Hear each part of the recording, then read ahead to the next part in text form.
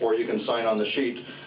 We also are making everything available on CD for people who want to use that.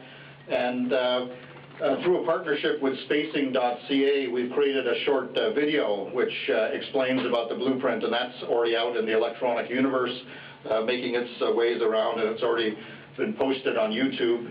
My colleague Sean tells me there's been 1 million downloads so far in the first hour that it's been posted on YouTube. So we're very committed to the idea that the plan gets out there, and we're committed that this not be a one-day wonder, that's something that gets released and people applaud and then nothing happens. So the Wellesley will be working in a systematic way over the next 5 years with local politicians, provincial, federal politicians, with all of you in the room and many of our other colleagues on the blueprint to end homelessness. So I want to just take you quickly through some of the key findings of the blueprint so we can go into some questions. We, of course, want to make the fundamental point that Toronto's affordable housing crisis and homelessness disaster is costly for people, neighbourhoods, for the economy, and for government. We have created this blueprint because we believe it's both practical and effective, and it's also fully costed. So you'll see numbers next to every recommendation we have and proposals on where that money comes from. In terms of some of the key indicators, we look at growing homelessness. Toronto in 1960 had 900 shelter beds. By 2006, 2,181 shelter beds. Homelessness has grown almost 6 times faster than Toronto's population has, so homelessness is a major growth factor in Toronto. In terms of growing housing need, a number of indicators have come out indicating housing need. 500,000 people in Toronto are living below the poverty line. Toronto is projected to grow by about another 500,000 people in the next 25 years. In order to accommodate that growth alone, we'll need 3,300 new rental homes in addition to the ownership housing and so on that's being built. Another indicator of growing housing need is the fact that we have 175,190 very low-income households with annual incomes of less than $20,000. Another key indicator that you'll see in the report is that Toronto's average market rents are the highest in Canada. To afford an average market rent in Toronto now, a household needs an annual income of $42,000, which is, of course, double the income of that category that we just talked about, the very low income category. Almost 1 in 4 households cannot afford the average rent here in Toronto.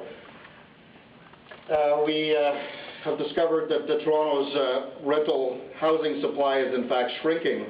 From 2001 to 2005, Toronto had a net loss of 3,259 rental units. More than 1/3 of Toronto's existing rental homes need repairs. 1 in 10 need major repairs. They're substandard, below habitable standards.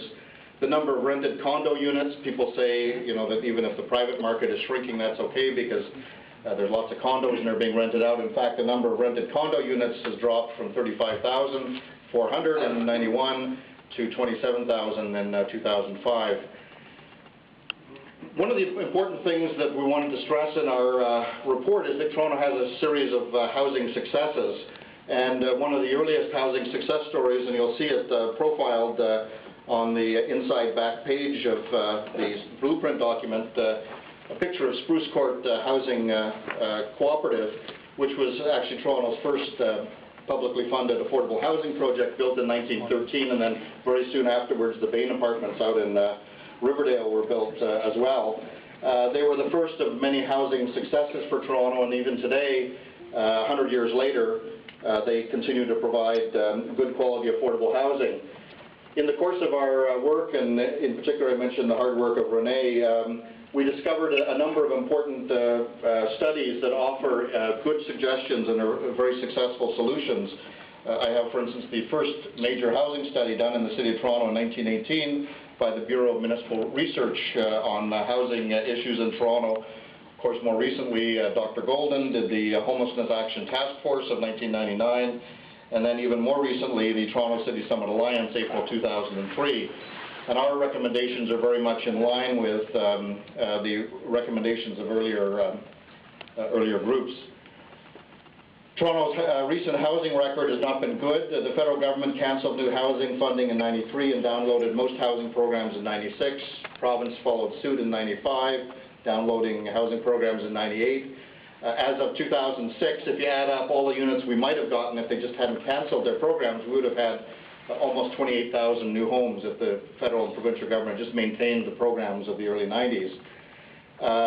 Since the year 2000, there have been 1,435 new affordable, I put that in quotes because they're not truly affordable to low-income households, but what the city defines as affordable homes completed in Toronto, and 613 are truly affordable. That's a housing record that's very, very bad. And again, looking at the housing history, one thing that's most striking is when you look at a map of the City of Toronto and ask the question, where are those tiny number of new affordable homes being built? And in fact, in 23 of the city's wards, there has been not a single unit of new affordable housing. And it gets quite disturbing when you begin to see the numbers all across the City of Toronto. No new affordable homes in 23 of the city's 44 wards. We looked at 6 key indicators of housing and poverty throughout the City of Toronto and found that 3 wards in particular stand out as wards that have very serious problems: little or no new housing, high rents, the poverty, extreme poverty above the City of Toronto averages, and so on. And those are wards 10, 11, and 26, none of which, interestingly, are in the old part of downtown Toronto where people think most of the housing problems are. And finally, I'll just, you'll see the details of the action plan, but it's really a 2-part action plan. Part 1 is to move sheltered homeless, the people that are living in homeless shelters, into homes. It makes so much sense from the perspective of the people, but it makes even more sense from the perspective of taxpayers. It costs us, City of Toronto, $1,932 a month to keep somebody in a bed in a shelter, and to put that same person or household into a private rental unit and give them a rent supplement is $701. So it makes absolute sense to move ahead. And the second part of our strategy is a 10-year plan to build new homes.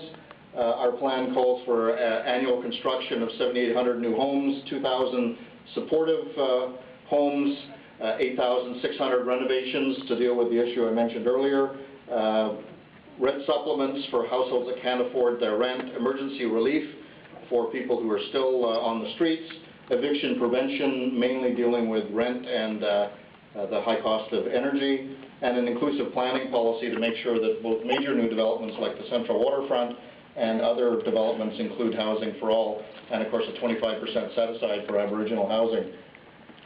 So that's the blueprint to end homelessness. I'm happy to take some questions now. As I say, everything's posted on our website.